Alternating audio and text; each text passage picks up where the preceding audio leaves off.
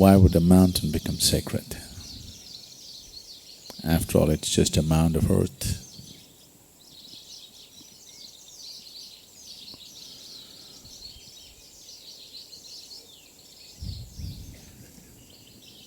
If it's a small mound, we call it a grave.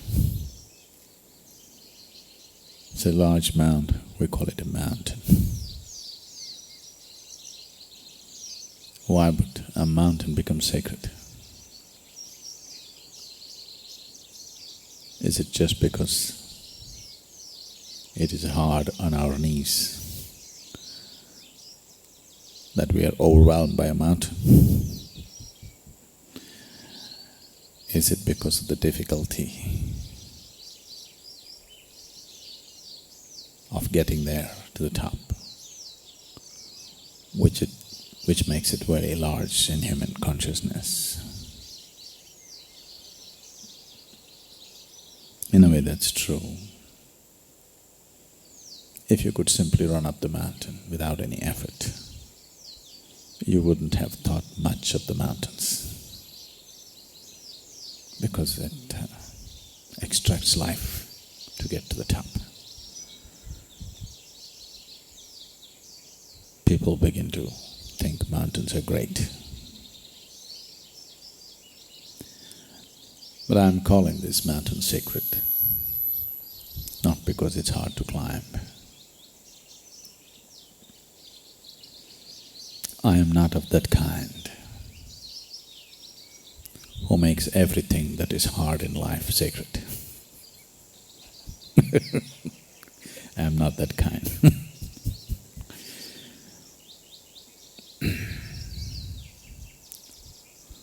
For me, eating a banana is very sacred. Do you have difficulty? Do you have difficulty eating a banana? It's very sacred.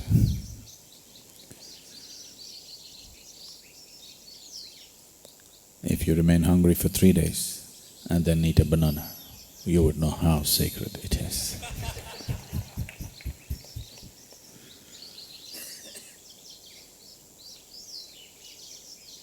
To perceive anything, to know the significance of even something as simple as eating a banana, you need preparation, 3 days of fasting.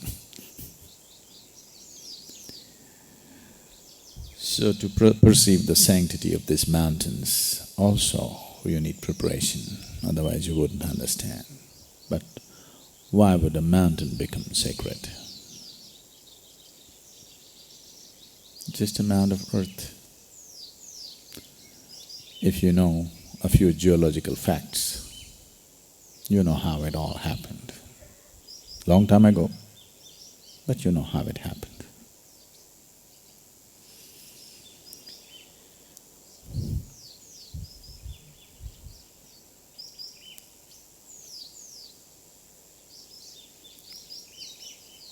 For me, this is very sacred because my Guru walked upon it.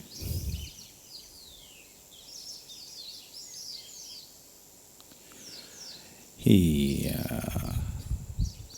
even chose to shed his physical self upon it. And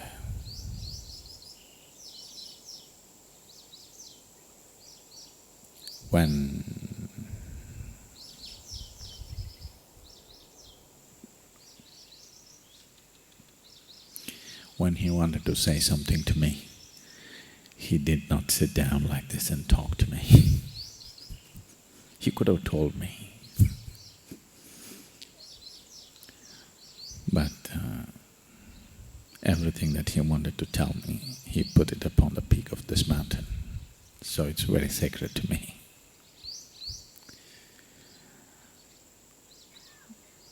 Right from my infancy, he drove me from within these mountains.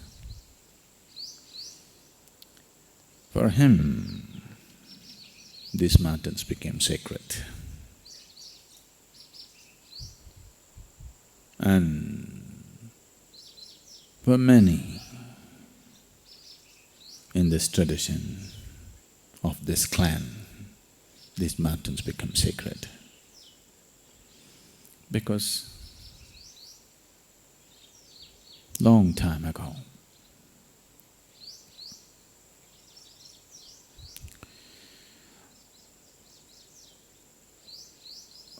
there was a young maiden in South India, southernmost tip of India, the southernmost point of the Indian subcontinent or the peninsula. She aspired to hold Shiva's hand, not his feet. She's a proud woman, not his feet. She wanted to hold his hand as a wife. She said, if at all, if I marry, it's only him.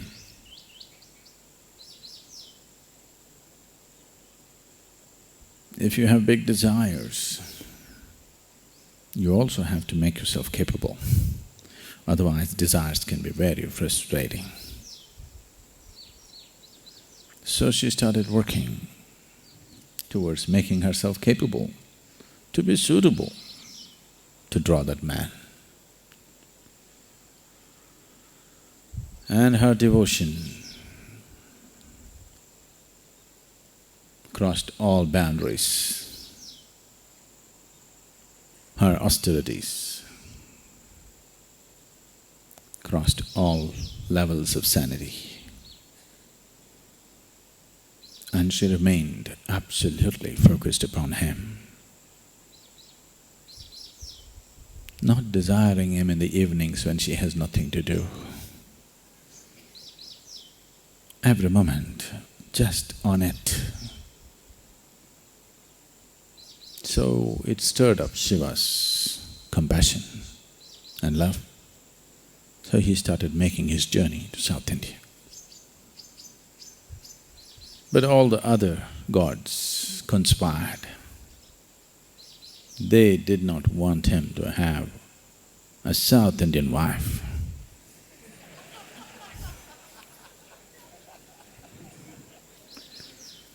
They played many tricks to stop him. And she set up this deadline. If I'm not married to him by sunrise on this day, I'm going to leave my body. She had become an accomplished yogin by then, that she could leave her body if she wished. And Shiva came to know of this and was hurrying down. Then the other gods thought, if he gets married here, he may not go back up there, he may start living in South India. So they conspired to create a false sense of sunlight. When light came up, Shiva thought, oh, sun came up and I could not meet the deadline. He was close. And he thought, it's over, and he turned back. So she left her body standing. Even today she stands there as Kanyakumari. There is a shrine at the very tip of this country, at the very tip of this landmass, where it is known as Kanyakumari, or it is the maiden's shrine. So he turned back and he felt very disappointed with himself that he could not meet up to her devotion. So little despondent, frustrated with himself that he didn't make it in time, he started walking back and he needed a place to sit and work out his despondency. So he climbed up this mountain, and at the peak of this mountain he sat. We don't know how long, but because wherever Shiva stepped and spent a little bit of time, people called that place as Kailash. So they call this the Kailash of the south. In its height, in its color, probably in its magnitude, it may not be comparable to the Kailash in the Himalayas. But in its potency and in its beauty and in its sacredness, it is not any less.